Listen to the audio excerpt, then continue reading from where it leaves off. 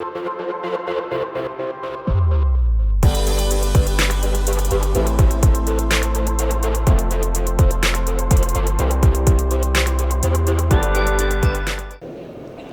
continuación, cedemos el uso del micrófono al comisionado ciudadano del Info, Arístides Rodrigo Guerrero García, quien moderará este panel. Claro que sí, muchas gracias. Y a moderar este panel denominado Desafíos de la impartición de justicia, un panel bastante interesante, muy multidisciplinario y en donde podremos escuchar las voces de buenos amigos y especialistas en el tema.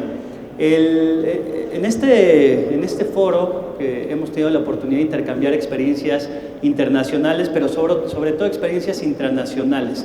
¿Cómo se va a lograr implementar el sistema nacional anticorrupción? Más bien, ¿cómo se va a implementar el sistema local anticorrupción de la Ciudad de México? Y cómo han confluido los sistemas locales anticorrupción de las diferentes entidades federativas. En este panel, en concreto, los desafíos en la impartición de justicia.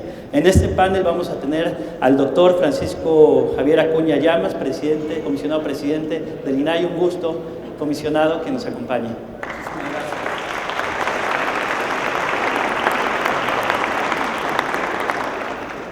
A mi lado izquierdo, el doctor José Ramón Cosío Díaz, ministro en retiro de la Suprema Corte de Justicia de la Nación. Un gusto tenerlo, ministro.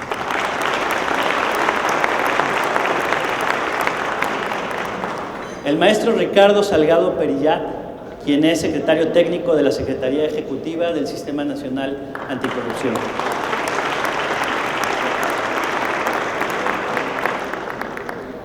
De mi lado izquierdo, la doctora Jacqueline Pechard, mariscal académica de la Facultad de Ciencias Políticas y Sociales de nuestra querida Universidad Nacional Autónoma de México.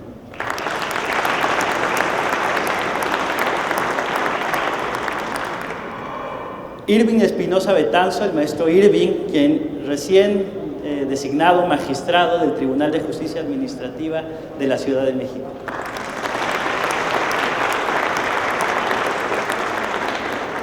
Y por último, el maestro Ramsés Ruiz Cáceres, quien es director general de Inteligencia Financiera.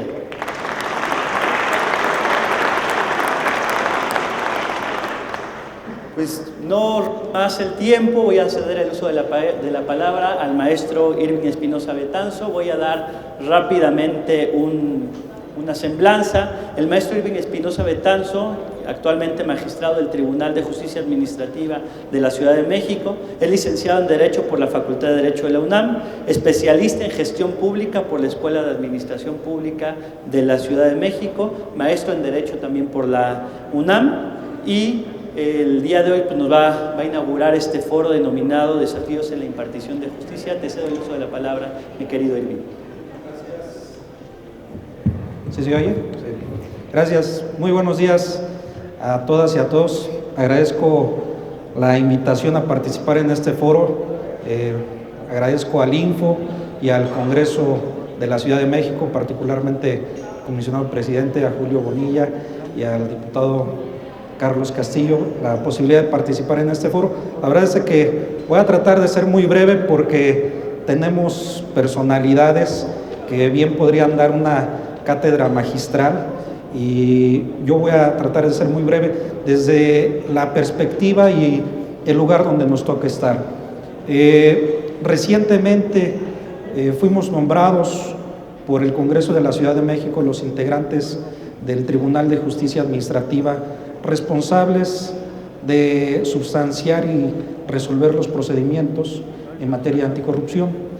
El 31 de mayo recientemente fuimos nombrados 3 magistrados en la sala ordinaria especializada en materia de responsabilidades administrativas y 3 integrantes en la sala superior de la sección especializada de la cual formo parte.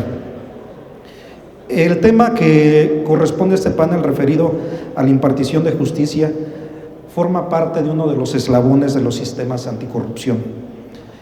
El modelo establecido en la lucha anticorrupción, como se ha dicho anteriormente y en otros de los paneles, se basa en la prevención de los actos de corrupción. En caso de que se presuma la realización de dichos actos, deberá realizarse la investigación correspondiente, la cual determinará si se cometieron o no, y de ser el caso, Se sancionará al servidor público que los haya cometido o al particular que se encuentre vinculado a faltas graves. ¿Cuáles son esas faltas graves de las cuales conoce el Tribunal de Justicia Administrativa? Soborno, participación ilícita en procedimientos administrativos, tráfico de influencias, utilización de información falsa, colusión, uso indebido de recursos públicos y contratación indebida de expersonas servidoras públicas.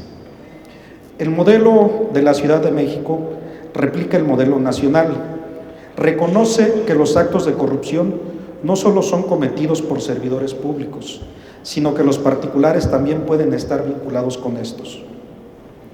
En la lucha contra este mal que nos aqueja, la creación de leyes y su aplicación a cargo de los poderes legislativos y ejecutivos en materia de combate a la corrupción quedará en una lucha infructuosa si los jueces y magistrados integrantes de los órganos jurisdiccionales abdicamos de nuestro deber legal y ético de sancionar las prácticas que promueven o consienten las prácticas ilegales.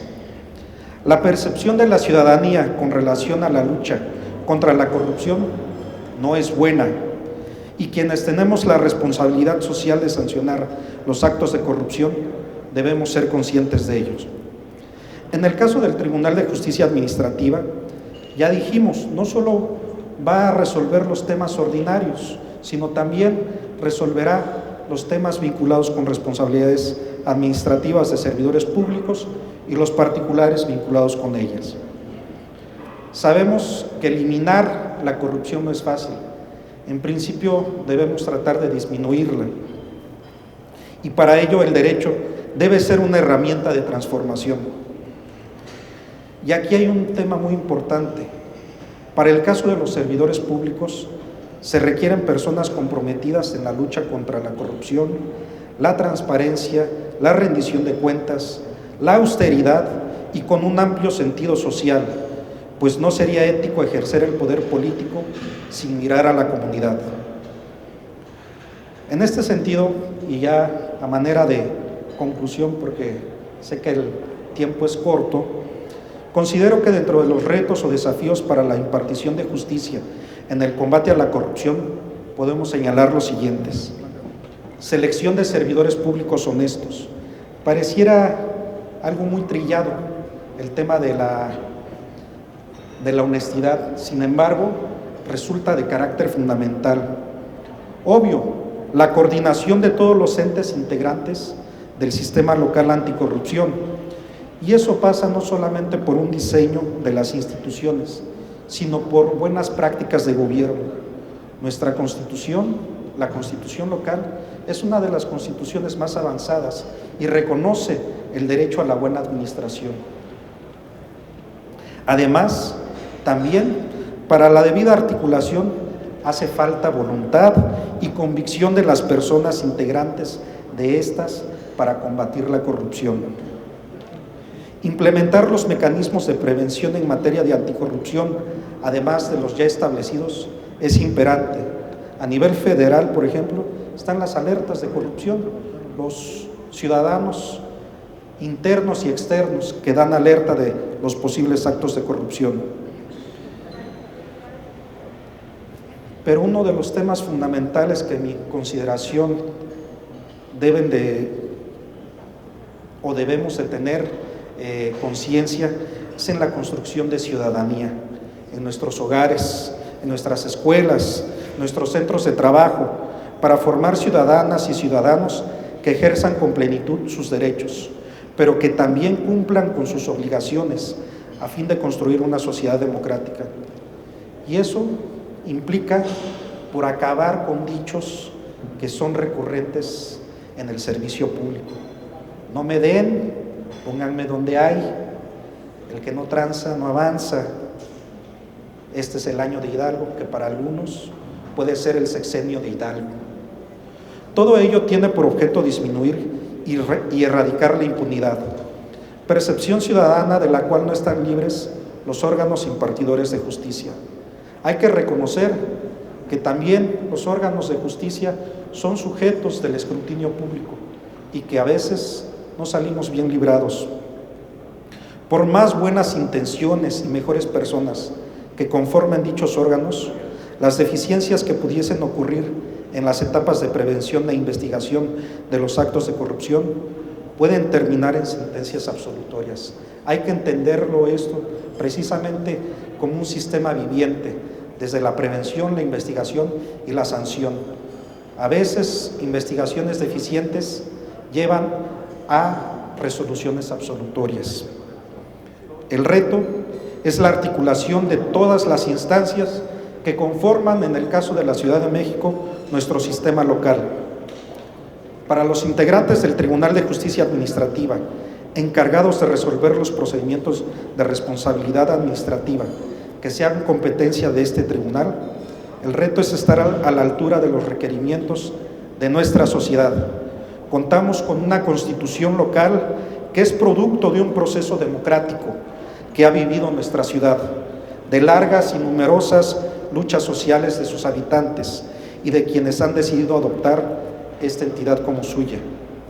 En cuanto a la función especializada en materia de responsabilidades administrativas y combate a la corrupción, el deber y compromiso ético que hemos asumido tiene por objeto garantizar los derechos de la población, que la administración pública en sus relaciones con los particulares garanticen el pleno ejercicio de sus derechos sin más límites que la propia normativa establezca, pero de igual modo que la actividad de los particulares se ajuste a las leyes expedidas, sin perjuicio del interés público, y que sean sancionados cuando su actuación deriva de la ilegalidad y complicidad de los servidores públicos.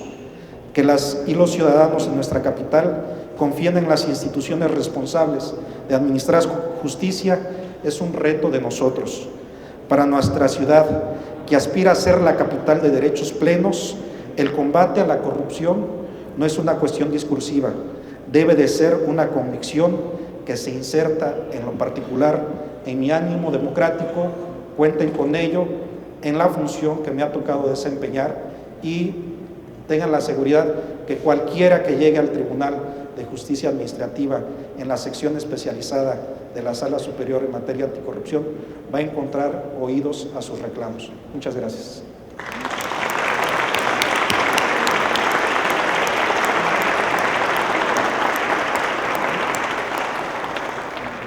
Excelente intervención del maestro y magistrado Irving, nos narra y nos platica cuál es el marco constitucional que tenemos en la Ciudad de México. De hecho, en la Ciudad de México tenemos un título denominado, como lo señala el maestro Irving, del derecho a la buena administración, y dentro de este título el capítulo denominado del combate a la corrupción, donde precisamente se inserta este sistema local anticorrupción. Muchas gracias, magistrado, muy interesante la ponencia. A continuación voy a dar el uso de la palabra al comisionado presidente del INAI, al doctor Francisco Javier Acuña Llamas, un muy buen amigo y un buen aliado del Info Ciudad de México. Desde el INAI apoyaron a la Ciudad de México el año pasado ejerciendo el recurso de atracción y ayudaron mucho a la Ciudad de México. Muy agradecido con el INAI y con el presidente Francisco Javier Acuña Llamas. El doctor Acuña es doctor en Ciencia Política y Sociología por la Universidad Complutense de Madrid y es catedrático en diversas universidades, entre ellas la Universidad Anáhuac, pero lo digo con mayor orgullo, catedrático en la Facultad de Derecho de la UNAM. Autor de diversos libros en materia de derechos humanos, discriminación, transparencia y derecho a la información. Actualmente presidente del Instituto Nacional de Transparencia. Un gusto y cedo el uso de la palabra al doctor Javier Acuña. Muchísimas gracias, Rodrigo. Voy a evitar hacer presentaciones porque ya fuimos presentados con quienes tengo el honor de compartir este presidium, esta exposición, para estar justo de frente a quienes más importan en esta reunión, que son todos ustedes los que asisten a este encuentro. Felicito desde luego a los comisionados del Info de México, Julio César, a Marina, desde Mari Carmen, a Elsa Villona y a Rodrigo, por haber hecho, junto con el Congreso de la Ciudad de México, este seminario, este encuentro, que obliga a que se repita, a que se genere una parecida encuentro o foro al nivel federal. Sin embargo, por delante y en abono a lo que ya se ha comentado, debo referir que todavía a a nivel del Sistema Nacional de Anticorrupción, el comité coordinador en el que asisto en calidad de presidente del INAI, una de las 7 sillas, no está completo. Todavía nos faltan los magistrados de la sala especializada y eso hace que siga estando latente las potencias de actuación del sistema en su conjunto, porque debimos esperar largo para que fuese nombrada la fiscal anticorrupción en la personalidad de Luz Mijangos, una entrañable amiga, una ejemplar abogada, pero todavía los magistrados de la sala especializada faltan. Y esto ha detenido la marcha, Jacqueline lo podrá decir, porque presidió el sistema y dejaré a ella, para no interferir en lo que seguro ella dirá, pero yo quiero aprovechar para explicar por qué se sigue conjeturando, por qué sistemas, de un sistema a otro, y pareciera que esta lógica de sistemas es abusiva en los últimos años. Primero, yo lo decía el otro día en una reunión a nivel informal, que quizá es porque hemos sido asistemáticos en la construcción democrática.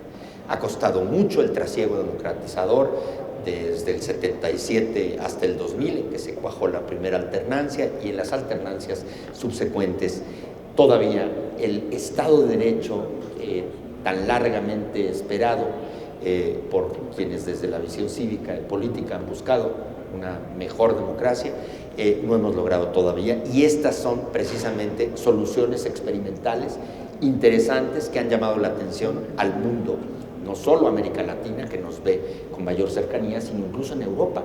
Se conjetura, y desde los Estados Unidos en los centros de investigación le han puesto ojo a la evolución de este sistema que parece para muchos pretencioso, ambicioso. La verdad es que cuando los instrumentos insularmente considerados, fragmentarios para hacer a cada cual lo que toca, y de esa manera depurar por separado el medio público y evitar, frenar, impedir y fincar las responsabilidades cuando la polución, cuando la excrescencia pública se genera en corrupción, no han funcionado porque por separado no han llevado a camino seguro ni a puerto cierto. Entonces es que se acudió a una solución de colocar en convergencia planeada a estas 7 instituciones a que converjan, a que acerquen sus procesos y procedimientos por separado en una visión complementaria, y a que así juntos por fin se le pueda dar combate y erradicación en lo posible a toda esta mala y penosa administración, la mala administration, esta de la que se habla en la politología, esta mala administración a la que en principio en Europa se refería como tesis primaria, la administración, vamos a decir, inconsecuente, la que no atendía en tiempo y en forma los requerimientos ciudadanos, las dilaciones estas inaceptables que hacían caro o lento el servicio público, pero nunca se focalizó desde una visión de la espesura de una corrupción que ha manchado gravemente el contexto democrático de México. Los casos llamativos de Odebrecht, que han empañado todo el prestigio del conglomerado de instituciones mexicanas, y la estafa maestra, que en estos días también se coloca como uno más de tantos y tantos casos. Regreso al punto para referir, no olvidemos otra cuestión, porque nacional, lo decía Sergio López Ayón, pero yo quise tomar de sus palabras para reflexionar en esa otra parte. Acuérdense que había y hubo en el pasado de un presidencialismo omnímodo, sin controles ni límites, una primera intención, más bien quizá por presión exterior, que a lo mejor por voluntad interna, de generar un cuerpo interno que viniera a vigilar y a evitar que se consumaran actos indebidos que pudieran tener conexión con corrupción, en términos generales. Y se le llamó pretenciosamente Contraloría de la Federación a un órgano que dependía del Ejecutivo Federal. La primera Contraloría no debió llamarse de la Federación, porque era del Ejecutivo, que sin duda alguna es el que encabeza la más grande de las administraciones públicas y las que tienen mayor contacto con la piel social en la pretensión ordinaria y diaria, incesante de prestar servicios. Pero esa evolución nos llevó a entender que los controles internos son determinantes sin duda pero son siempre insuficientes. La lógica que anima este esquema de sistema de conjunto es que haya controles externos que de manera planificada cubran flancos por los que se ha colado la mala administración que genera corrupción y que prohija impunidad y que genera otros lastres que tienen al país en una condición tan desesperada y a la sociedad de manera ampliamente, pues hay que decirlo, irritada, incluso generando una sensación de repudio a la clase política en su conjunto y al funcionariado, que somos en su totalidad, pues un enorme, un grupo de personas que hemos decidido por vocación prestar nuestros servicios al Estado. De esta manera cierro yo para decir, por eso el sistema es una solución experimental que esperamos fervientemente, con fervor, lo digo, fervor cívico, desde luego, se vaya a malinterpretar el término, la República, y sobre todo con el ánimo laico y contundente, con fervor cívico, que esta solución experimental lleve a puerto, porque si no, habrá que reinventar el Estado mexicano, que está aquejado de un mal que lo hace estar defenestrado en muchos sentidos. Muchas gracias.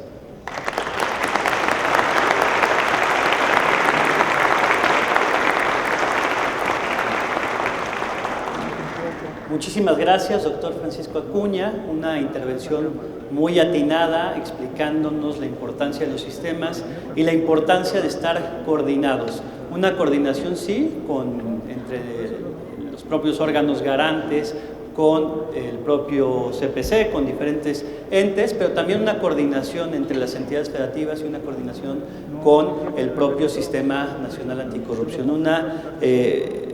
Hace referencia al fervor cívico, sí, hay un fervor cívico también aquí en la Ciudad de México, lo tenemos, y muestra de ese fervor cívico es precisamente este foro en donde tenemos a ciudadanos interesados en el sistema local anticorrupción y en la instalación del mismo. Vi con la boca abierta al comisionado presidente del INFO, a Julio Bonilla, a Marina y a Carmen, a quienes también han estado muy atentos y con este mismo fervor cívico en el INFO Ciudad de México, resolviendo muy constantemente recursos de revisión. Muchas gracias, doctor Francisco Acuña. A continuación voy a dar el uso de la palabra a la doctora Jacqueline Pechard Mariscal, quien actualmente es académica en la Facultad de Ciencias Políticas y Sociales de la UNAM, socióloga y maestra en Ciencia Política por la propia Universidad Nacional Autónoma de México, doctora en Ciencias Sociales por el Colegio de Michoacán, profesora titular de la Facultad de Ciencias Políticas, desde 2003 coordinadora del Seminario Universitario de Transparencia de la UNAM. Esto es importante decirlo, como desde las propias universidades, desde la academia, podemos ir incentivando y sembrando esta semillita en los universitarios.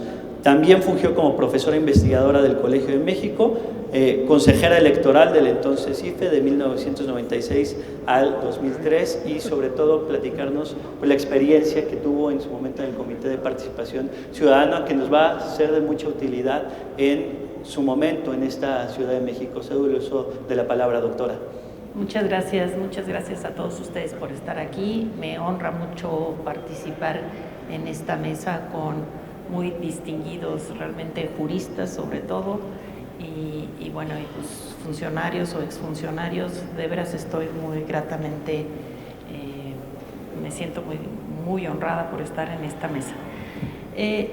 El Sistema Nacional Anticorrupción fue un proceso muy largo de construcción de un andamiaje que es un andamiaje muy complejo, y que lo que quería era poner efectivamente a coordinarse a las distintas instancias que tenían algún tipo de competencia en el combate a la corrupción.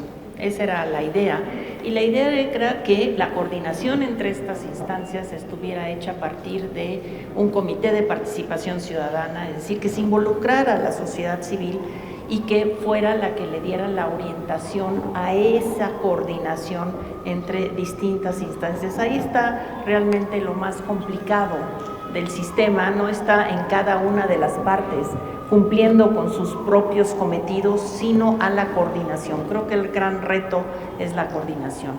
Si a uno le preguntan cuál es el propósito último del Sistema Nacional Anticorrupción, pues al final es hacer justicia.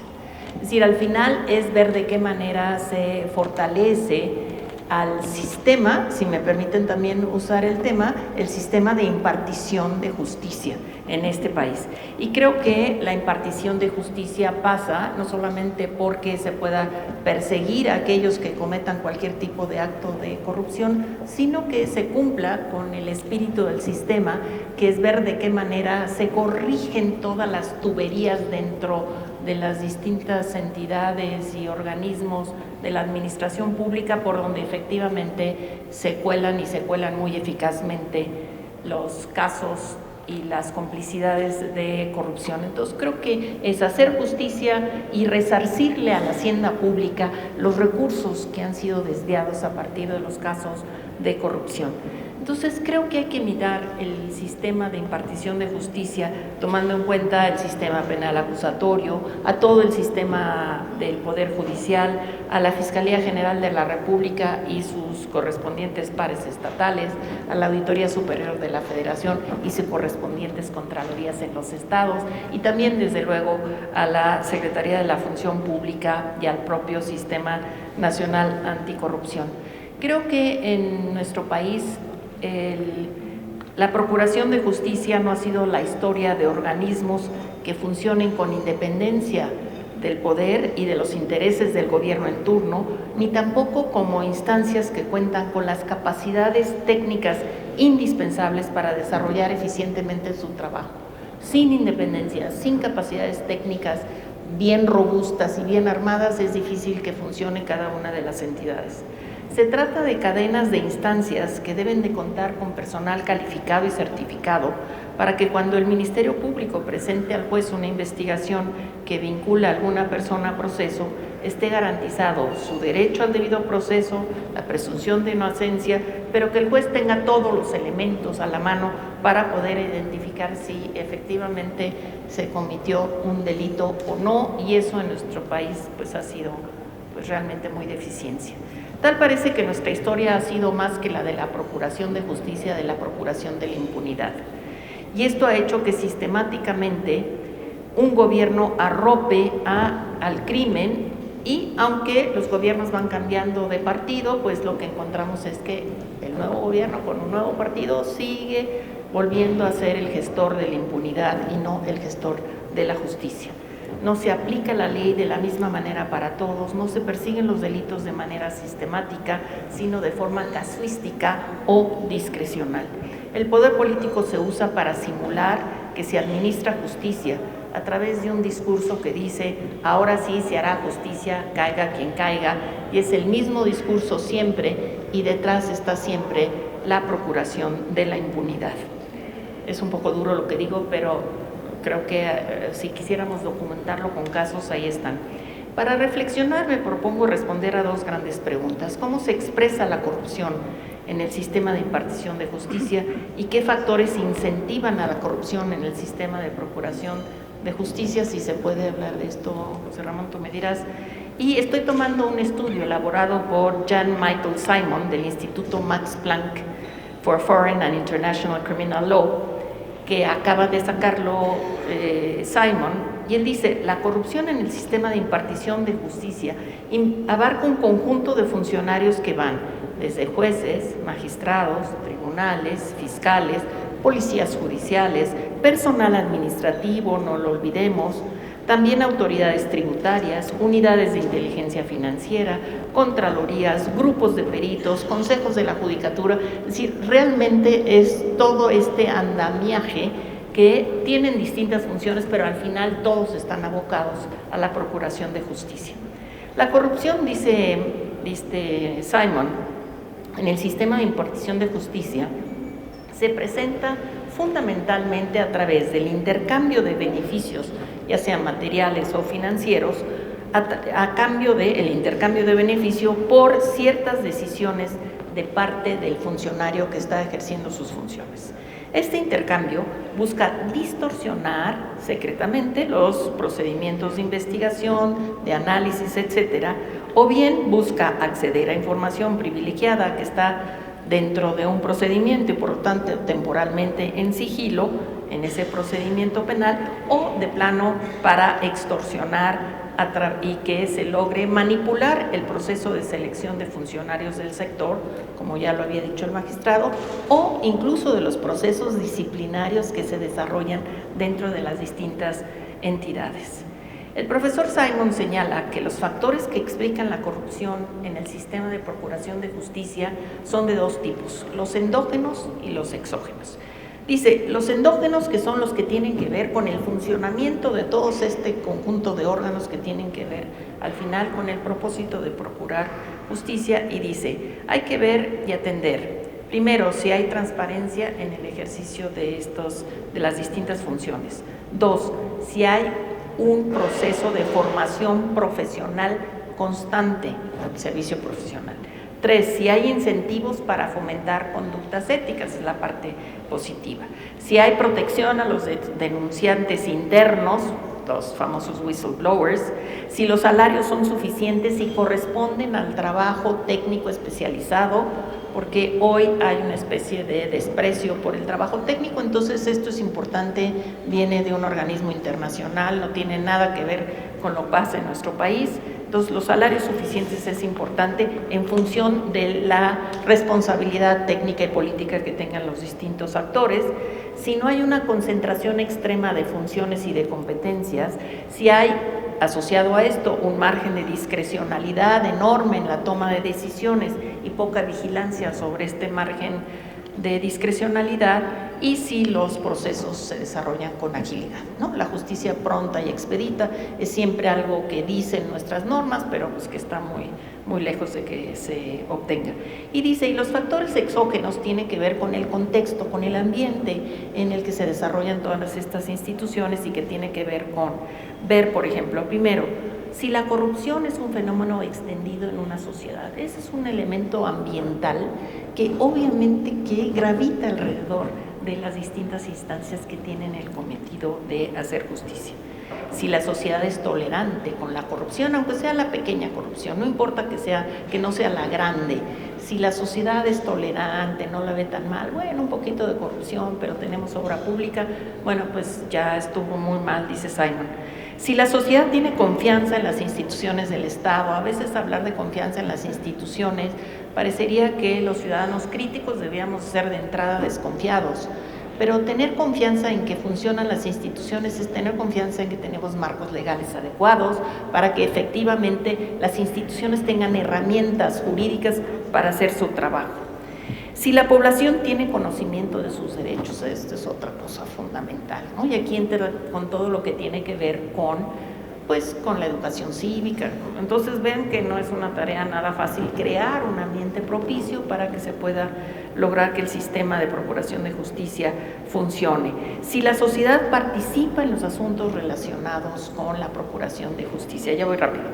Y por último, aunque no menos importante, cómo se desempeñan las agencias del combate a la corrupción. Esto está inscrito dentro de estos factores exógenos. Estas instancias, yo diría, si vemos nosotros el Sistema Nacional Anticorrupción, diríamos, pues prácticamente todos los organismos del sistema de procuración de justicia tienen una representación, de alguna manera, la UIF no, pero de alguna manera tienen una silla dentro del Sistema Nacional Anticorrupción, de suerte que en nuestro país el Sistema Nacional Anticorrupción parecería ser uno de los elementos endógenos de la procuración de justicia más que ambientales o exógenos. Esto hay que tomarlo muy en cuenta. Yo creo que el Sistema Nacional Anticorrupción está en deuda con los mexicanos. Ya se dijo aquí que porque faltan muchas piezas, no muchas piezas, lo del Tribunal de Justicia Administrativa, pero la verdad es que una de las cosas que yo puedo decir es que, y creo que lo puedo decir con justicia, con conocimiento, es que el Sistema Nacional arrancó creando enormes expectativas en la ciudadanía, en los medios de comunicación. Se daba seguimiento a todo lo que hacía el CPC, a lo que hacía el Comité Coordinador, y hoy la verdad es que la prensa pues sí cubre algo del Comité Coordinador, pues, pero algo y poquito, ¿no? Es decir, creo que ahí se ha diluido claramente el ímpetu y las expectativas del Sistema Nacional Anticorrupción. ¿Qué debemos de hacer? Y yo pongo aquí dos propuestas y aquí cierro. Una primera, hay que darle mayor visibilidad a la Conferencia Nacional de CPCs, de Comités de Participación Ciudadana. Ellos hicieron esta conferencia y creo que podemos utilizar las herramientas virtuales a la mano. Es decir, ya no hay que esperar a que a que se reúnan los comités de participación en un lugar físico. No, pues echemos mano de todo lo que es virtual. Si antes las organizaciones de la sociedad civil eran las que empujaban a los CPCs, ahora hay una especie de desdibujamiento de esta relación entre las organizaciones de la sociedad civil, por muchas razones que no me da tiempo de aquí de explorar, pero lo que sí creo es que ahora es el tiempo de que las comités de participación ciudadana convoquen a las organizaciones y no dejar que las organizaciones estén presionando. Esa es una primera. Y creo que hay que trabajar sobre temas concretos, es decir, son tantos los asuntos y los casos de corrupción que no es posible que se tomen en sus manos y en las riendas de todos los casos para impulsarlos, para darle seguimiento, etcétera. Y un segundo asunto que me gustaría decir es que hay que trabajar en la definición de las bases de colaboración y coordinación dentro del sistema. Es decir, cada entidad dentro del sistema tiene sus propios marcos normativos, tiene sus propias reglas de acción, tiene sus propios programas anuales, y a la hora que juntamos a cada uno, pues es como la suma de individualidades. Y la verdad es que le toca a la Secretaría Ejecutiva, junto con los no sé cómo se llaman, si consejeros o comisionados del CPC, armar estas bases de coordinación. Ahorita nos dirá Ricardo si van avanzando, porque es la única manera como verdaderamente tengamos un plano de normatividad que haga que dejen de un lado lo que son sus propias competencias individuales para trabajar de cara de la coordinación, que yo sé que es lo más complicado, pero para encontrar fórmulas a través de lineamientos que impulsen esta colaboración. La fuerte legitimidad con la que cuenta el gobierno del presidente López Obrador le ha dado una predominancia al tema de la corrupción. Sin embargo, no le ha dado la misma importancia al Sistema Nacional Anticorrupción, quizá porque no está dentro de su ámbito de actuación, pero lo que sí vemos es que el Sistema Nacional Anticorrupción ha cobrado una dirección, el sistema, a partir de la Secretaría de la Función Pública, que es la instancia que depende del gobierno. Y me parece que eso no es lo que quiere el sistema quiere que sea la parte del Comité de Participación Ciudadana la que dirija los trabajos del Comité Coordinador, y lo que creo que hay que hacer es pues trabajar con la Secretaría de la Función Pública, igual que trabajar con todas las demás instancias. No es fácil, pero pues ahí está la ruta para trabajar. Gracias y perdón que me extendí un poco. Gracias.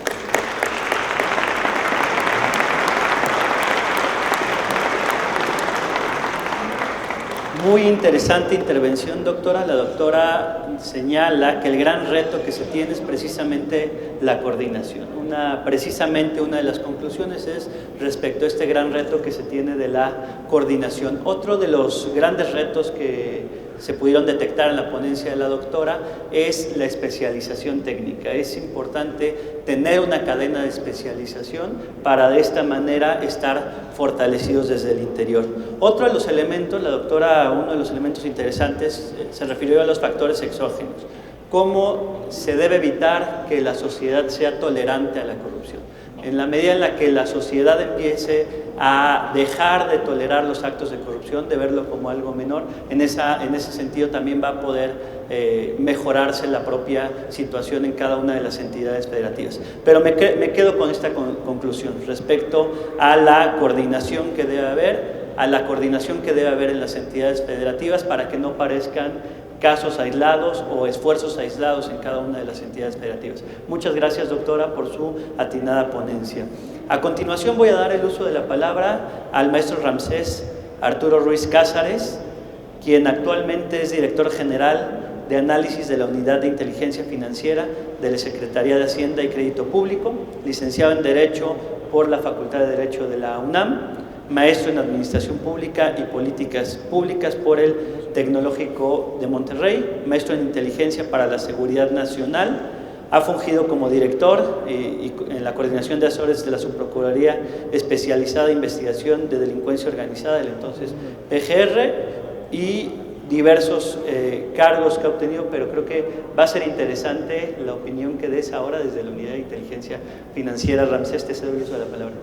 Bueno, muchísimas gracias. Antes que nada, agradecer el panel en el que tengo el honor de participar, agradecer también la invitación del comisionado presidente Julio César Bonilla, del diputado Carlos Castillo, y retomar la importancia de una instancia que a pesar de tener muchísimos años en la administración pública, pareciera que nació con la llegada del doctor Santiago Nieto, ¿no? La Unidad de Inteligencia Financiera,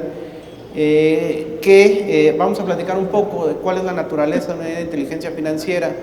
Al ser una unidad de inteligencia, tenemos claro que el principal objetivo es la elaboración de productos de inteligencia que permiten a los tomadores de decisiones contar con una ventaja adicional para poder generar un diagnóstico y un resultado óptimo. En este caso, la finalidad de los productos de inteligencia a partir de la llegada del doctor Santiago Nieto ha sido colaborar en los temas de procuración de justicia, fungiendo como una herramienta más a la que pueden allegarse los ministerios públicos que permitan atender diversos delitos que han sido marcados en la agenda nacional por parte del presidente de la República a través de las instrucciones que le giró al doctor Santiago Nieto, temas como la trata de personas, el tráfico de migrantes, el narcotráfico.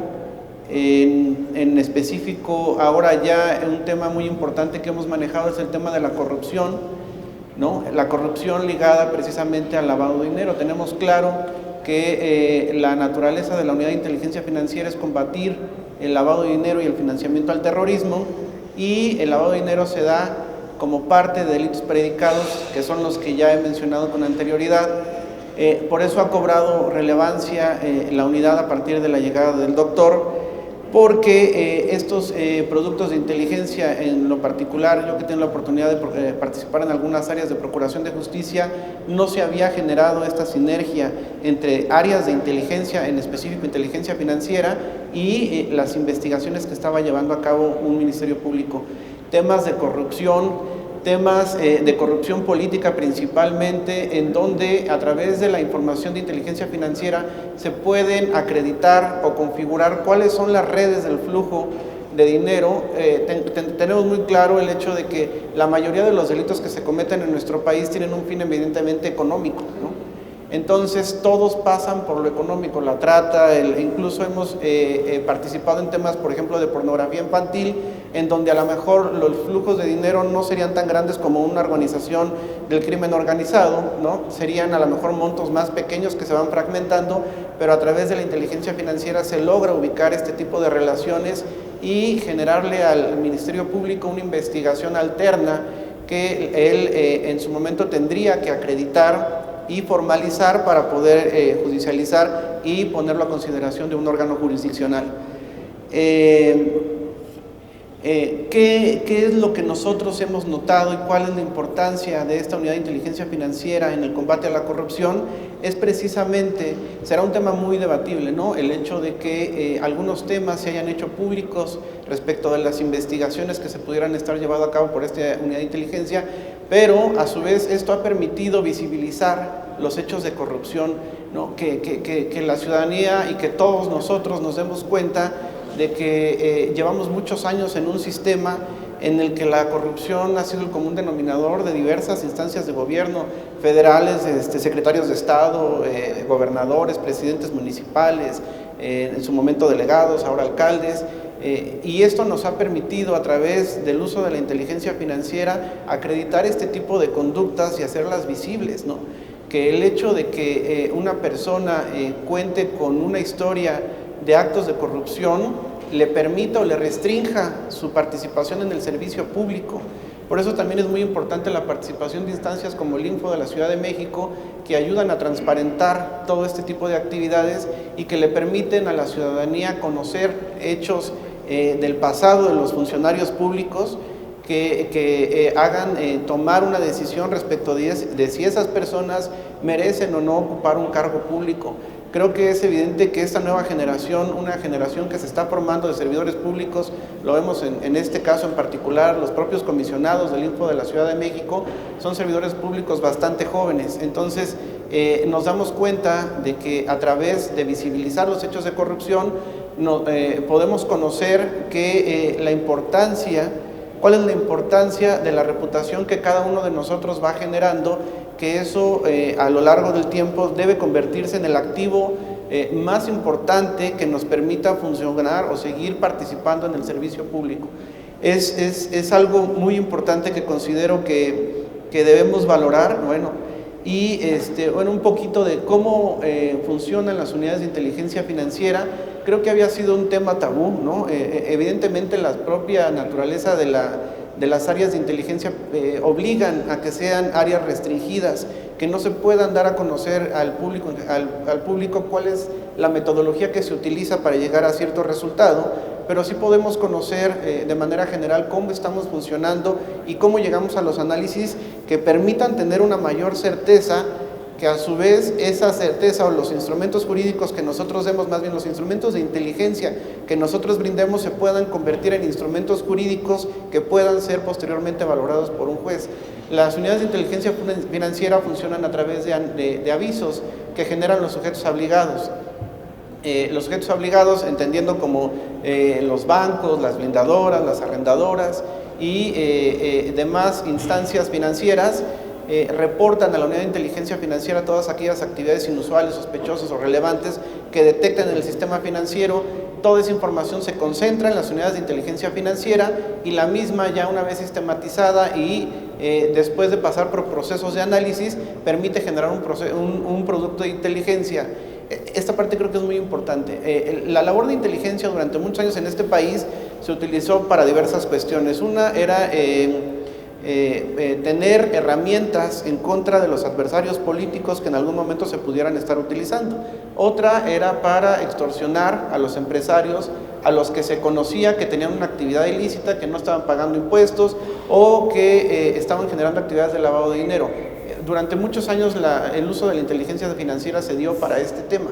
Ahora, ¿cuál es la instrucción a partir de que llegó el doctor Santiago Nieto? Que cualquier producto de inteligencia que se genere y en el que se tengan indicios de que pudiera haber alguna actividad de lavado de dinero, ese producto de inteligencia se convierta en una denuncia que se presente ante la gente del Ministerio Público y permita el inicio de una investigación. Ese creo que ha sido el cambio más importante a partir de la llegada del doctor Santiago Nieto, que los productos de inteligencia terminan siendo productos que se utilizan dentro de una carpeta de investigación para poder llegar a sancionar en este caso a cualquier persona que hubiera incurrido en un acto de corrupción. No. Bueno, este es en términos general cómo se manejan las unidades de inteligencia financiera. De ahí la importancia del impulso que se ha generado en esta administración para que se dé la creación y se puedan replicar estas unidades de inteligencia financiera a lo largo de los estados de la República, para que los estados también cuenten con información en estos mismos términos. Los convenios de colaboración que se han generado entre la unidad de inteligencia financiera con las unidades patrimoniales y económicas de los estados ha permitido que no solamente se conozca o se tenga a la mano la información financiera, más bien la información del sistema financiero nacional, sino que además contemos con la información de los estados como registros vehiculares, catastros, registros públicos que permitan fortalecer y allegar de más elementos los análisis que genera la unidad de inteligencia financiera y que estos a su vez puedan ser utilizados en el combate a delitos tan importantes como en este caso sería la corrupción. Muchísimas gracias.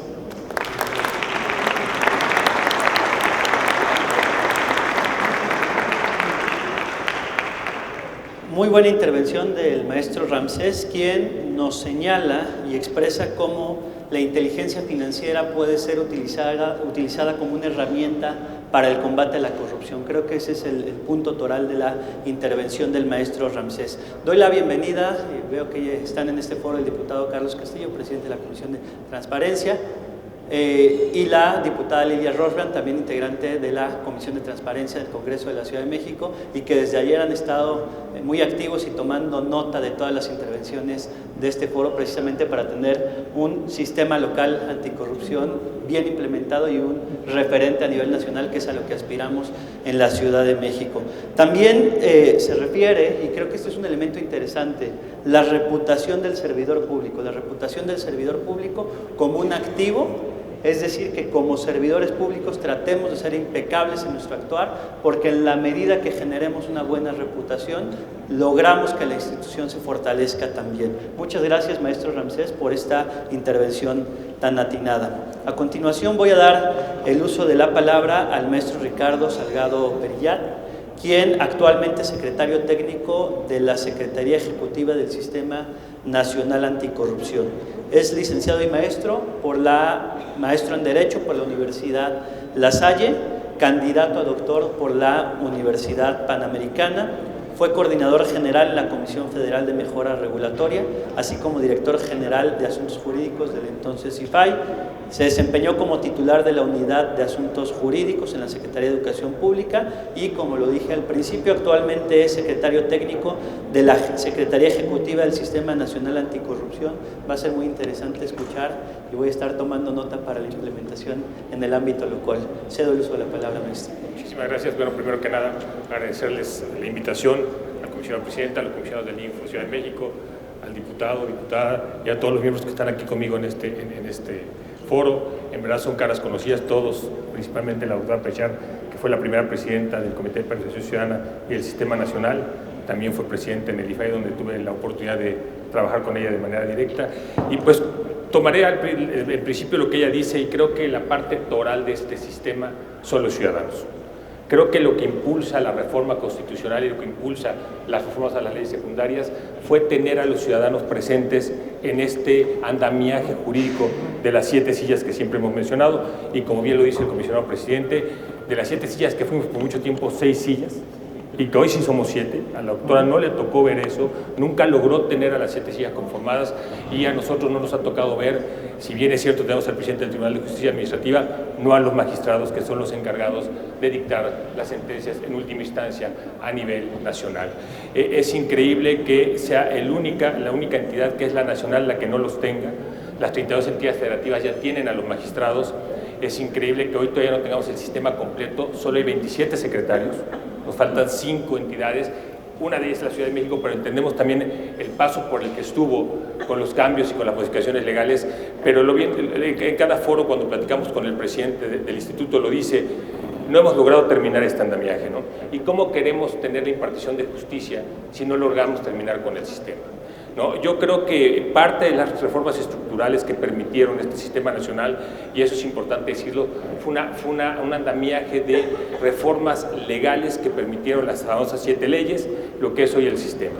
Una reforma penal que permitió tener ya un capítulo específico de delitos de corrupción, pero que desgraciadamente a partir de este año tuvieron vigencia porque el transitorio establecía que era hasta que tuviéramos fiscal anticorrupción.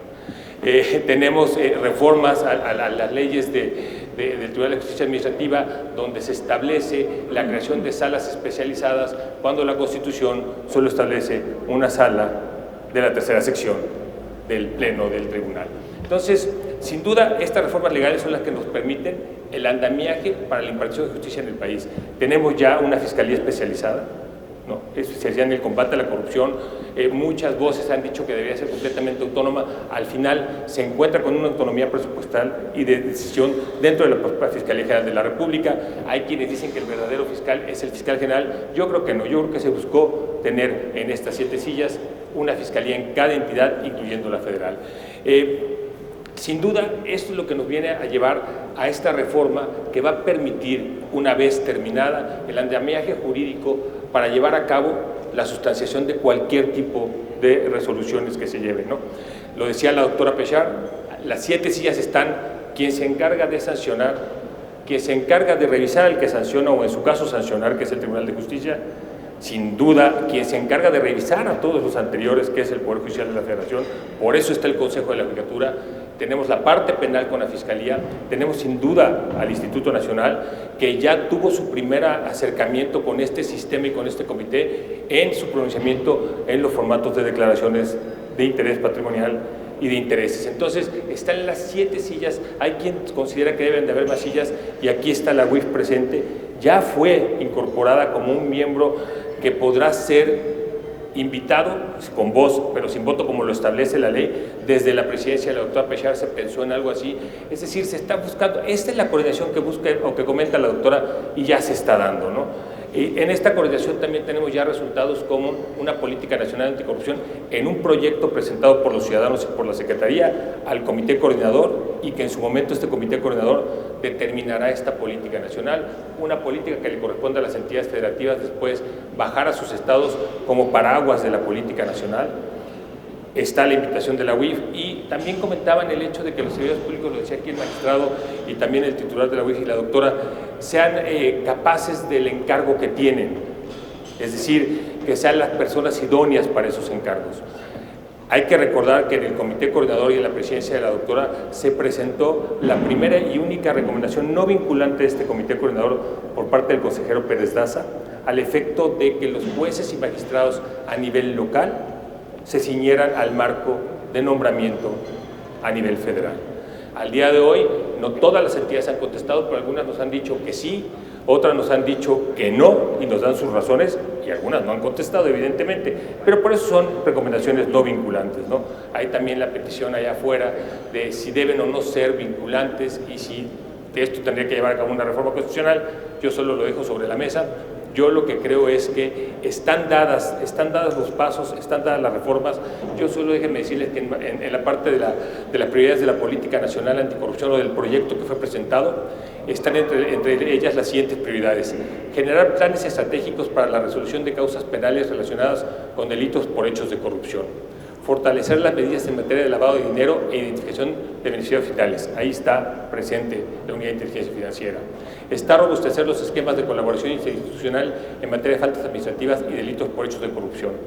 Protocolos estandarizados y esquemas de transparencia homogéneos a escala nacional en materia de denuncia ciudadana, algo importantísimo y que es uno de los sistemas que tienen que estar incorporados en la plataforma digital nacional. Promover el fortalecimiento de capacidades de fiscalías, unidades de investigación, jueces y magistrados, y promover diálogos abiertos con la sociedad que permitan fortalecer la actuación de las instancias de procuración e impartición de justicia. Estas 11 prioridades no son invento del Comité de Participación Ciudadana ni de la Secretaría. Fue una consulta pública, 8 foros regionales y un grupo de trabajo de expertos que nos llevaron a tener 4 ejes y 60 prioridades que evidentemente son un proyecto de política y que será votado por el Comité de Participación Ciudadana. Yo con esto me quedaría simplemente diciéndoles, ahí están ya los elementos, están los incentivos, y lo único que nos hace falta es terminar de constituir el Sistema Nacional Anticorrupción.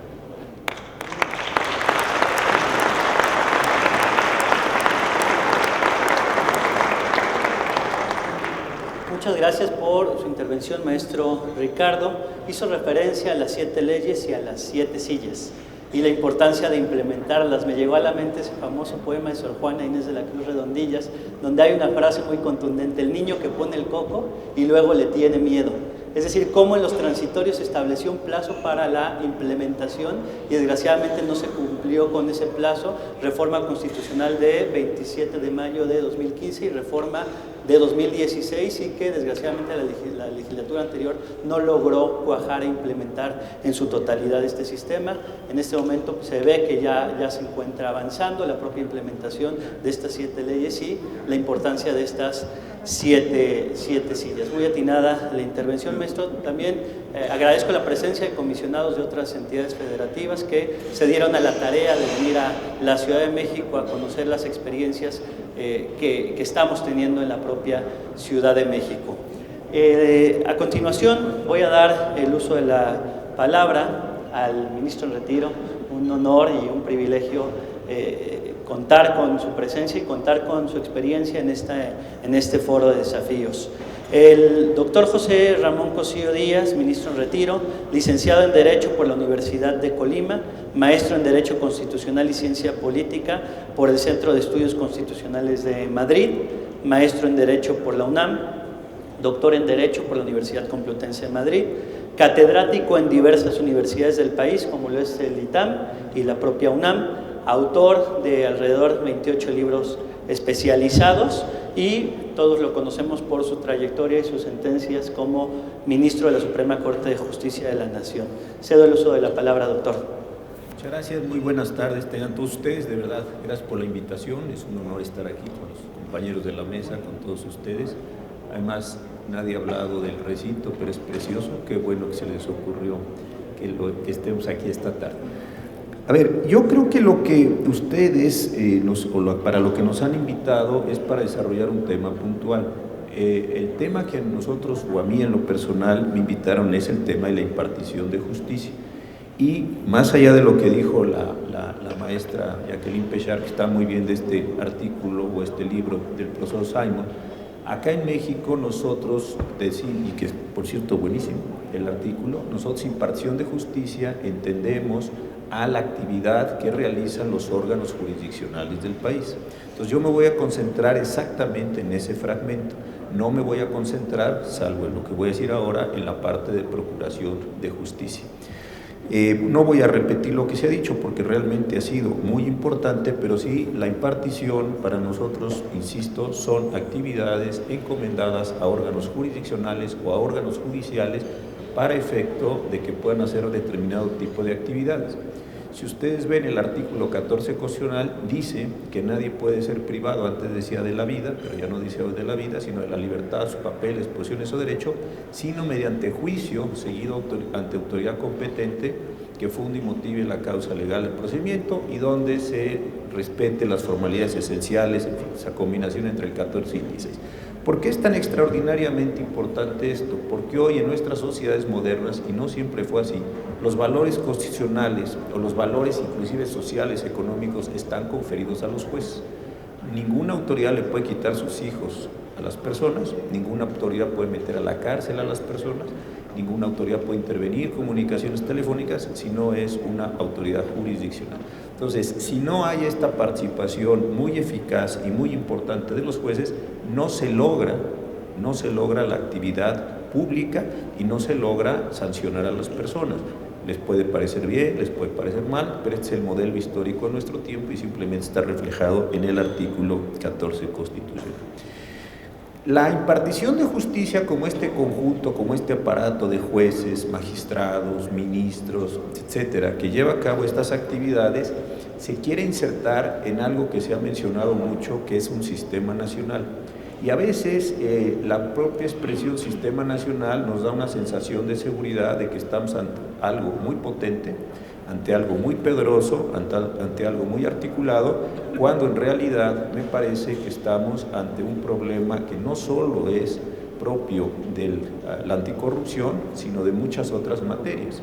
Hay un sistema nacional de archivo, hay un sistema nacional de seguridad, hay un sistema nacional de salud, etcétera, y bien a bien, debo decirlo, no sabemos qué son estos sistemas. Son conjuntos competenciales, son conjuntos orgánicos, son conjuntos procedimentales y cada uno es diferente.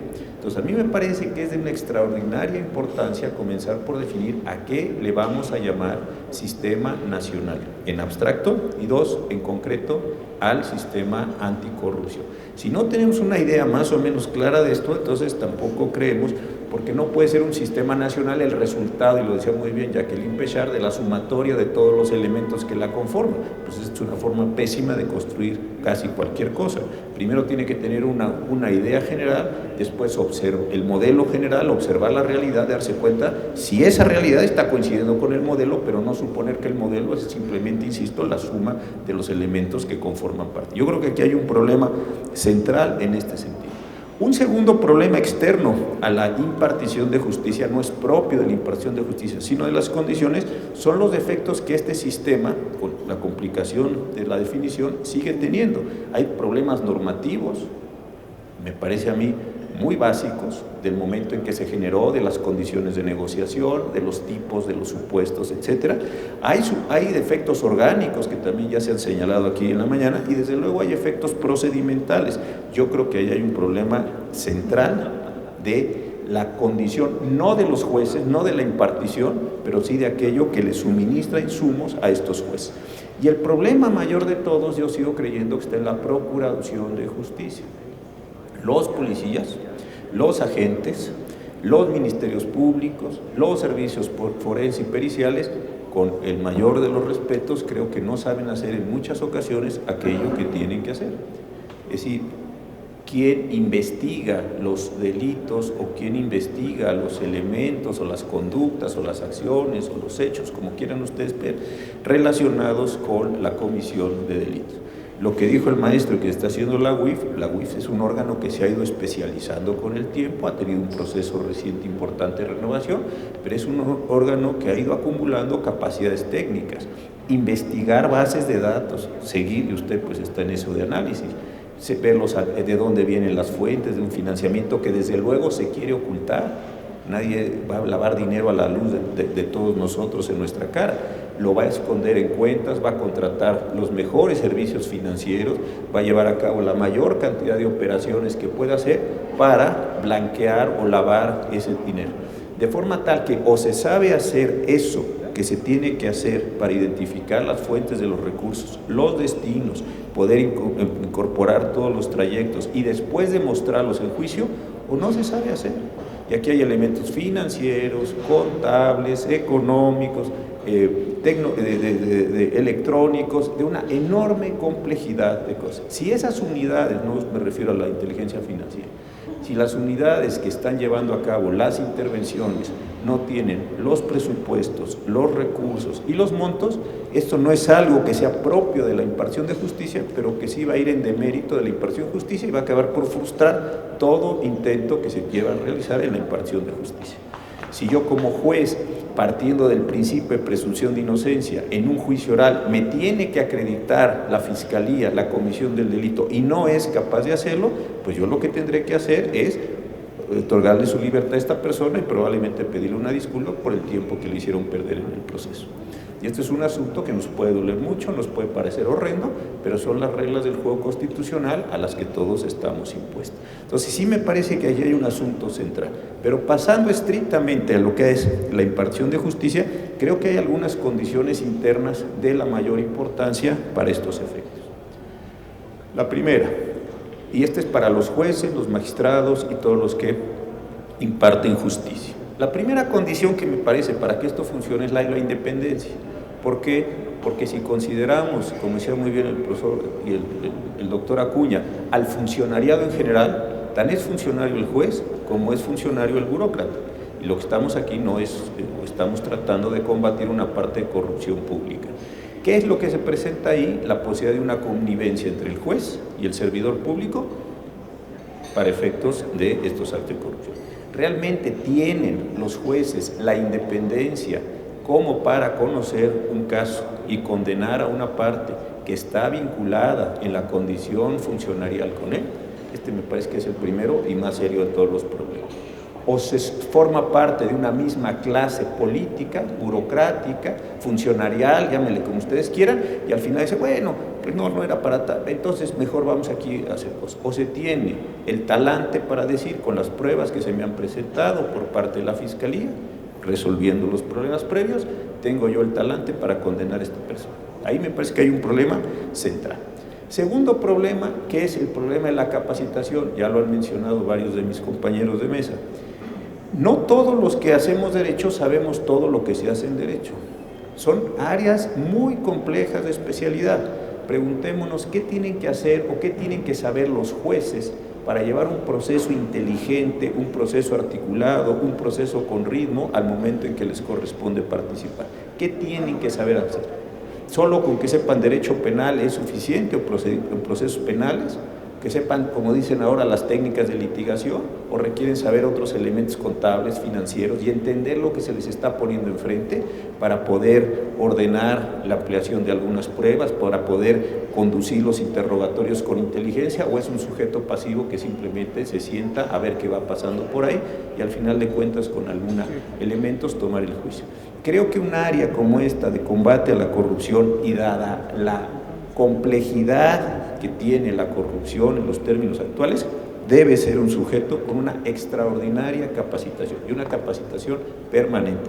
Adicionalmente es una persona que debe tener servicios de apoyo a su labor. El juez solo con los secretarios ordinarios que autorizan y dan fe y mandan a hacer las notificaciones no sirve, no sirve. Le llevan unas periciales de este tamaño, ¿quién se las traduce? ¿Quién las ofrece? ¿Cómo sabe si las va a admitir o no las va a admitir? Al final, ¿cómo sabe si las va a valorar o no las va a valorar? Esta es otra vez, perdón por la frase, o se saben hacer las cosas o no se saben hacer las cosas. Y si no saben hacer las cosas, se va a producir impunidad. Este es un asunto que me parece muy importante. El tercer aspecto es un aspecto de credibilidad. Los jueces no solo tienen que ser buenos jueces, sino parecer buenos jueces. Tienen que tener condiciones de restricción, tienen que tener condiciones de autocontención, tienen que tener un conjunto de elementos visibles que hagan, no solo por la sentencia, sino por la condición de actuación, creíble lo que se está haciendo. Otra condición también muy importante es no confundir la división de poderes con el abandono de los tribunales. A quienes ejercen los servicios políticos o quienes están en la política, les parece que los tribunales deben estar ahí alejados, porque acercarse a ellos sería tanto como interferir la división de poderes, y esto es una falacia. La Constitución a nivel federal dice en el artículo 89 que el presidente de la República tiene que otorgarle todos los apoyos necesarios a la adecuada impartición de justicia. Instalaciones, salarios, computadoras, todo lo que ustedes quieran, eso es obligación del Ejecutivo. ¿Por qué? Porque el Poder Judicial tiene un presupuesto asignado y no tiene capacidad ni financiera ni de autogestión de recursos. Ese es un asunto que me parece muy importante. Otro que me parece extraordinariamente interesante es la capacidad de los jueces de generar con sus sentencias los efectos que no solo lleven a la conducción o a la resolución del caso concreto, sino generen ciertos tipos de modelos, no estoy hablando de jurisprudencia para los que son abogados, sino cierto tipo de efectos inhibitorios. ¿Para qué?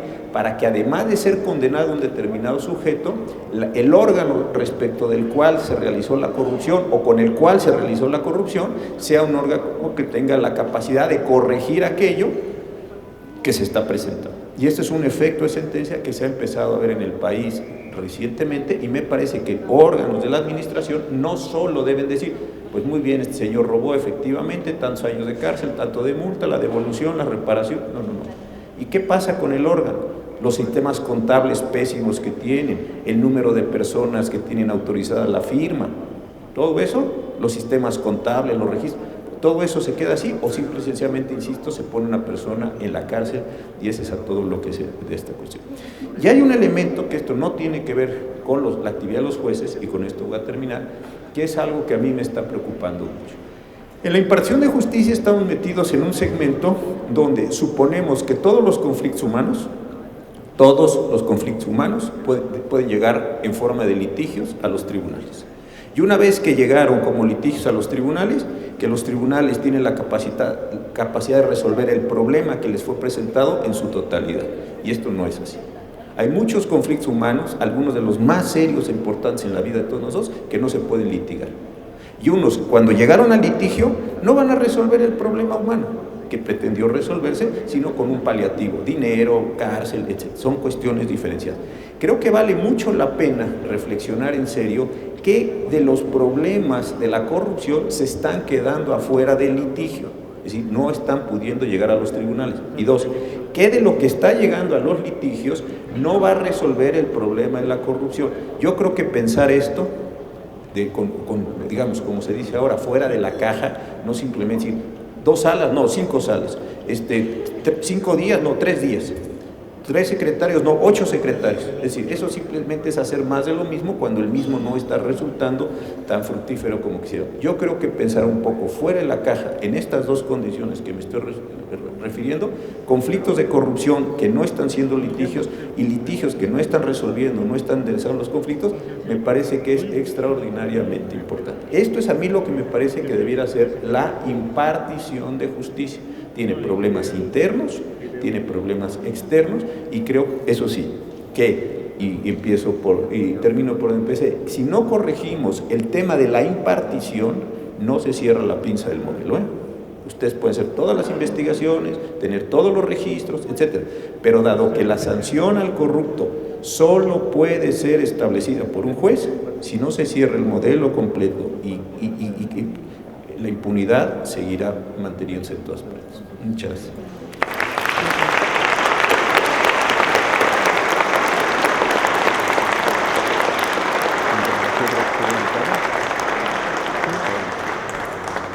Excelente ponencia, doctor Cosío, muy interesante y muy atinada, cómo la centra justo en el modelo de impartición de justicia. Señala la importancia de tener claro, en primer lugar, que es un sistema, por iniciar por la propia definición de lo que implica el sistema, que se enmarca dentro de estas reglas del juego constitucional. Definir si el sistema es un conjunto, se refiere, que es un conjunto, que se refiere a competencias, si se refiere a la organización. Señala también 3 elementos indispensables en el juzgador: la independencia, la capacitación, profesionalización y por último la credibilidad que va generando el propio juzgador. Por último, señala también la importancia de los modelos inhibitorios correctivos, que de alguna forma no confundir, así lo señala, no confundir con la jurisprudencia, pero cómo pueden servir como modelo inhibitorio una resolución del juzgador. Muy atinada y muy interesante su participación. Asimismo también le doy la bienvenida a la diputada Leonor Gómez Otegui. Muchas gracias por acompañarnos, también del Congreso de la Ciudad de México, de la Comisión de Transparencia. Cerramos justo esta sesión con el doctor Cosío y vamos a entrar a esta etapa de preguntas y respuestas. Ya me hicieron llegar un número amplio de preguntas, pero voy a decir algunas y que me ayuden a contestarlas. Las voy a señalar en conjunto y me ayuden a contestar. Desde la experiencia política y en materia de transparencia que ha tenido cada uno de los integrantes de este panel, ¿cuáles serán los parámetros básicos que deberá cubrir el Sistema Nacional Anticorrupción y los sistemas locales anticorrupción para eficientar los mecanismos de rendición de cuentas dirigidos a los partidos políticos? Si gustan, las doy todas en conjunto y que cada quien tome un extracto de cada pregunta. ¿Cuál es la opinión sobre la utilidad y viabilidad de incluir la Unidad de Inteligencia Financiera y al SAT al Sistema Nacional? Creo que aquí va más dirigida a Ramsés. ¿Se aplican auditorías forenses a las instituciones conforme a normas y procedimientos de auditoría? ¿Qué deberán seguir a los de la Auditoría Superior de la Federación? ¿En qué entidades existen ya convenios de colaboración, en este caso de la Unidad de Inteligencia Financiera? ¿Habrá algún mecanismo de control especial para verificar el debido actuar de los magistrados de la Sala Anticorrupción? Son algunas de las preguntas que dejo al aire y cedo en primer lugar el uso de la palabra al doctor Acuña. Me gustaría, queridos y admirados compañeros de mesa, tomar la primera, al margen que alguno de los compañeros la complementaron. Uno de los aciertos que tuvo hacer posible que la competencia del INAI, que fue IFAI, y ya lo dijimos Jacqueline, su presidenta, fue precisamente hacer expansiva su capacidad de institución transversal del Estado en su conjunto, al menos de la Federación, en consonancia y acompañado en el ámbito de los estados por órganos similares, pero para el contexto territorial específico de los estados y la Ciudad de México en su calidad de. El ámbito, sin embargo, dada la importancia y la fuerte concentración de los partidos con registro que se agolpa o se mantiene en una fuerte injerencia nacional, es decir, los partidos políticos básicamente son nacionales, hay algunas experiencias aisladas locales, pero son todavía febriles. Era colocar a los partidos políticos y a los sindicatos, que podría haber estado ahí conexa la situación, precisamente frente al escrutinio ciudadano, como una competencia obligatoria, porque se ha sostenido por los que más han purgado y adelantado en estos propósitos. Santiago Nieto, desde la Fiscalía Electoral, lo vivió y lo enfrentó, a reconocer que una fuente incesante de corrupción radica precisamente en la órbita de movimiento de los partidos políticos. Entonces, el INAI, en el escrutinio permanente, sistemático, que hace porque revisa las obligaciones de transparencia que tanto sindicatos como partidos políticos tienen que cumplir y que son abundantísimas. Los partidos políticos merecieron por algo que el legislador no solo les dedicara 48 obligaciones de transparencia comunes, sino 30 adicionales. Prácticamente la respiración de los partidos políticos en términos de su gestión debe ser motivo de escrutinio, porque de otra manera sabemos, presumimos que ahí se esconde un nudo gordo que genera enormes conflictos de interés a posteriori y conflictos para precisamente lo que se llamó la vitalidad de la pretensión de un sistema de partidos primero fuerte y después que evitaran, y ahí Jacqueline como consejera del IFE también lo vivió, precisamente la solución atípica mexicana, por cierto también, de dotar de un financiamiento tan elevado, prácticamente casi total, para el funcionamiento de los partidos políticos, precisamente por la pulcritud de evitar que se fueran a contaminar con dinero mal habido, con dinero inconveniente, cosa que no ha sido en lo absoluto esta cuestión demostrada y que ha generado un nuevo debate que tiene que ver con si el financiamiento debe ser de ese tamaño o más chico. Pero el punto es que el INAI de manera permanente coloca a los partidos políticos en esa condición y afortunadamente el INAI ha detectado, afortunadamente no le toca al INAI fincar esas sanciones, ahí sí el IFE, INE ahora ahí tiene con nosotros un debate que deberíamos ser completos en la función, pero bueno, dado que también hay un capítulo de obligaciones de transparencia que la propia legislación electoral les impone, adicionales a las que el INAI vigila y revisa, bueno, pues está previsto que el INAI le lleva la acusación fundada de aquellos casos de obligaciones de transparencia burladas por los partidos políticos, por el capítulo de denuncias que hay, y o por el capítulo de resoluciones que hayan generado esa condición, y es el INE el que finca unas cuantiosas sanciones. Si se acusa que el INAI no tiene dientes por aquello de que no genera daños inmediatos, perjuicios o directos en las responsabilidades de quienes han burlado la obstrucción han burlado la transparencia o han sido obstructores de la información pública, bueno, pues con eso cierro diciendo que al menos desde esa perspectiva sí se puede generar, y por eso también se ha sostenido que podría ser invitado eventualmente la Fiscalía Electoral, como ya lo es la Unidad de Inteligencia Financiera. Muchas gracias.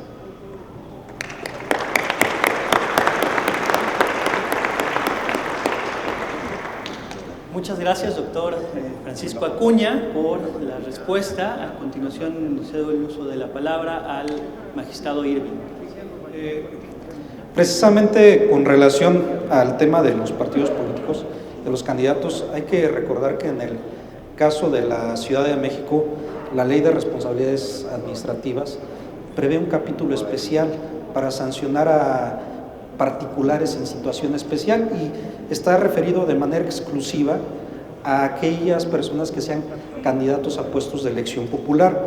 Sabemos que el modelo nacional de control del gasto público de los candidatos y de los partidos políticos está referido particularmente a la unidad de fiscalización del INE, que es quien ha retomado el control de todos los procesos económicos que se realizan dentro de los partidos políticos. Yo aquí sí quisiera señalar la necesidad de realizar una evaluación de manera constante y permanente. Nuestro país, en todas las entidades de la República, año con año tiene elecciones. Es algo que se ha tratado de evitar porque hay elecciones municipales, elecciones estatales, se están eligiendo de manera constante cada año.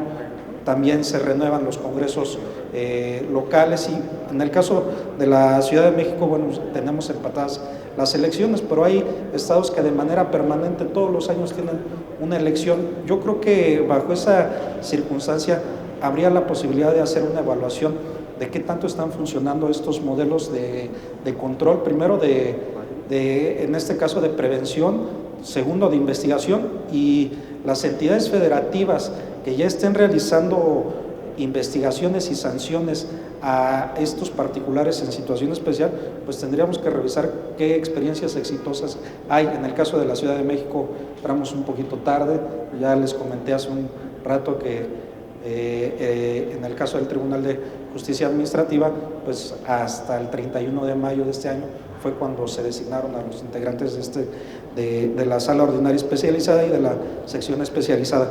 Pero yo sí considero que parte de revisar que también está funcionando nuestro sistema nacional y nuestros sistemas locales tendría que pasar por una evaluación. Muchas gracias, maestro. Irving, ¿alguien quisiera contestar las preguntas? Ramsés. En cuanto a la participación de la Unidad de Inteligencia Financiera en el Sistema Nacional Anticorrupción, creo que es importante y es importante en dos vertientes muy claras. Creo que hay confianza para que lo podamos manifestar así. Una es la vertiente institucional, a través de la cual las herramientas con las que cuenta la Unidad de Inteligencia Financiera permiten, en muchos casos, incluso ya lo hemos hecho en bastantes asuntos de manera clara con la Secretaría de la Función Pública, aportar información que permite establecer este tipo de responsabilidades, ¿no?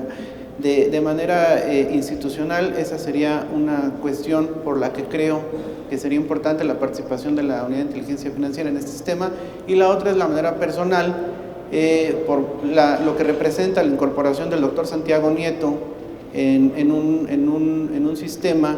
Evidentemente sabemos la importancia que tienen las instituciones para generar este tipo de cambios, pero también las personas representan un gran empuje para que puedan cambiar diferentes cosas. Entonces sería eso, manifestar que por la parte institucional todas las herramientas con las que contamos, y por la parte personal que el doctor Santiago Nieto pueda formar parte también dará un gran apoyo.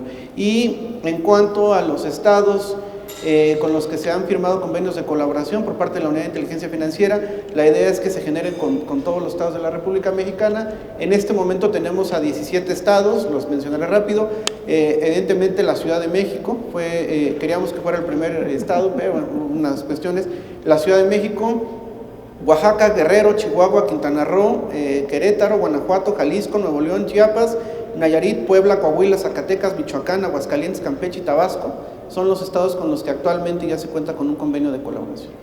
Muy bien, maestro Ramsés. Esta pregunta dirigida tanto al maestro Ricardo Salgado como a la doctora Jacqueline Pechard señalan cuáles son los parámetros básicos que deberá cubrir el sistema nacional y los propios sistemas locales anticorrupción para eficientar los mecanismos de rendición de cuentas.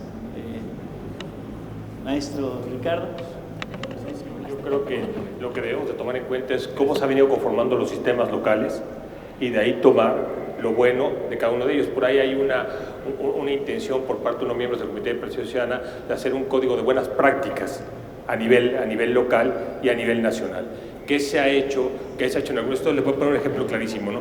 Que hablamos de un sistema nacional, hablamos de una secretaría, hablamos de un presupuesto, y es increíble que tengamos presupuestos tan distintos como un presupuesto nacional de 130 millones de pesos y un presupuesto a nivel Baja California de 2,5 millones de pesos. O sea, es imposible que un sistema local funcione con ese presupuesto. Lo platicábamos el otro día con el diputado. No se trata tampoco, entendemos el tema de austeridad, pero tiene que funcionar, ¿no? Tienes un intermedio, por ejemplo, Nuevo León con 60 millones de pesos, que pues es algo más razonable. Tienes secretarías a nivel local con 5 personas y el secretario, y el Estado de México y la Secretaría Nacional pues tienen 100 personas a su cargo, ¿no? Entonces yo creo que esa es parte de lo que te permitiría lograr implementar un sistema. Están en muy buen tiempo ustedes, porque finalmente pueden construirlo de la mano de lo que han sido las construcciones locales, ¿no? Y solo quisiera ahí completar la parte de la unidad de inteligencia financiera. Por supuesto que sería importantísimo la función de la unidad. Se pensó desde que inició este sistema, y recuerden ustedes que tenemos una plataforma digital nacional con 6 sistemas obligatorios, pero que sería una maravilla si pudiéramos incorporar los sistemas tanto de la unidad de inteligencia financiera como los bancarios, como los fiscales. Y no estoy hablando de que tenga acceso el público en general, sino las unidades de inteligencia. Hemos tenido pláticas con el doctor Santiago Nieto como Secretaría Ejecutiva para coadyuvar con ellos en el momento en que la plataforma digital nacional esté en funciones y poder con inteligencia artificial cruzar la información que sería una maravilla para ellos saber quién está comprando vehículos en algún estado de la República, aunado a que ustedes tienen acceso directamente a las cuestiones bancarias y fiscales, pero que en una declaración patrimonial se establezca la compra de un vehículo, la compra de un inmueble y que eso les dispare un semáforo rojo a la unidad de inteligencia financiera, creo que sería maravilloso. Muchas gracias, maestro. Doctora Jacqueline Pechard. Muy bien, doctor Cosío, hay una pregunta también directa. Sí, me preguntan que qué pienso o qué peso tiene la capacitación ética de los servidores públicos al interior del Poder Judicial. Tuvo un momento histórico muy importante en la presidencia del ministro Azuela, se creó un código de ética, se participó muchísimo por parte del Poder Judicial en una asociación de impartidores de justicia de América Latina y luego del mundo. Entonces creo que ese fue un momento muy alto y que tuvo un momento importante. Después creo que desde entonces, desde el ministro Azuela, esto ha venido decayendo. Ahora, como práctica me parece muy importante tener los cursos de sensibilización, los cursos de expresión de lo que sí está bien, de lo que no está bien. Esto me parece como la construcción de una cultura interna. Pero, perdón que yo esté en esto insistiendo, me parece mucho más importante tener capacitadísimo, no capacitadísimo al personal en el conjunto de las herramientas que tienen que ver todos los días. No todos los abogados saben leer balances ni estados financieros, les llegan ese tipo de elementos y empiezan entonces a decir unas cosas muy pintorescas. Y el problema que se genera es que esto es en la audiencia. Entonces no es como los expedientes anteriores donde se iban acumulando fojas y había tiempo de ir y volver y regresar y, en fin, después de la audiencia preparar y dictar sentencia. Aquí es en tiempo real, o se sabe ahí o no, o se puede conducir el asunto. Entonces, un juez anticorrupción que no esté familiarizado con todos aquellos elementos que se van a desplegar en una audiencia, y ojo, esto es muy importante, todos aquí estamos de acuerdo en que la corrupción es terrible, pero el abogado que está defendiendo a su cliente va a defender a su cliente para lograr demostrar su inocencia o al menos el no acreditamiento de la culpabilidad.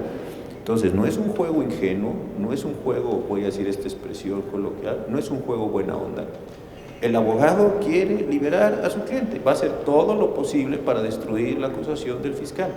Y si el juez no tiene las capacidades técnicas, concretándonos en el tema de la impartición, para saber cómo conducir, para saber cómo valorar, la probabilidad de que eso salga muy mal es altísima. Entonces, creo que sí tiene que entenderse qué es lo que tienen que saber los jueces anticorrupción, no básicamente, no indiciariamente, no superficialmente, sino construirse todo un entrenamiento para que después estén posibilidades de actuar.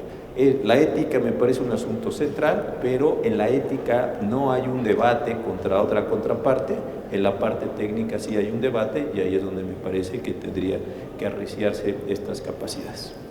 Muchas gracias, doctor Cosío. Un fuerte aplauso para esta ronda de respuestas. Nos llega el momento de despedirnos y entregar constancias de participación, reconocimientos a quienes nos hicieron el favor de participar como ponentes en este foro. Voy a aprovechar también para pedir que nos ayuden en la entrega a la diputada Leonor Gómez Otegui, a la diputada Lidia Rochbrand, al diputado Carlos Castillo y al presidente del Info Ciudad de México, si me ayudan también a la entrega de estos reconocimientos. En primer lugar, para el maestro Irving Espinosa Betanzo. Maestro, muchas felicidades.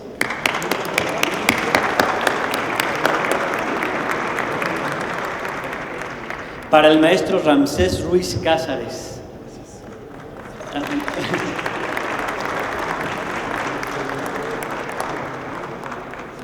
El maestro Ricardo Salgado Perillat, ¿me ayuda, diputada, a entregarlo?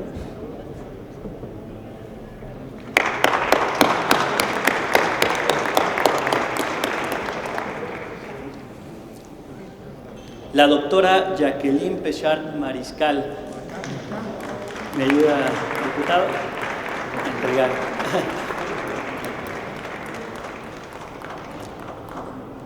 Para el doctor José Ramón Cosío Díaz.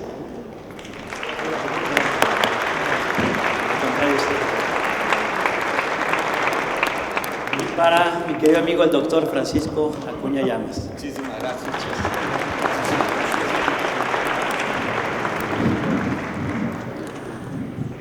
Invitamos a los miembros del presidium a tomarse la foto oficial.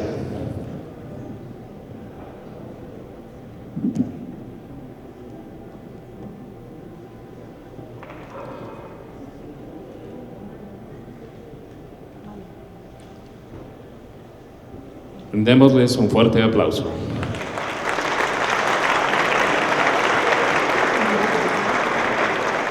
Solicitamos a los asistentes permanecer en sus lugares para dar inicio a la mesa de cierre con los integrantes del Sistema Local Anticorrupción.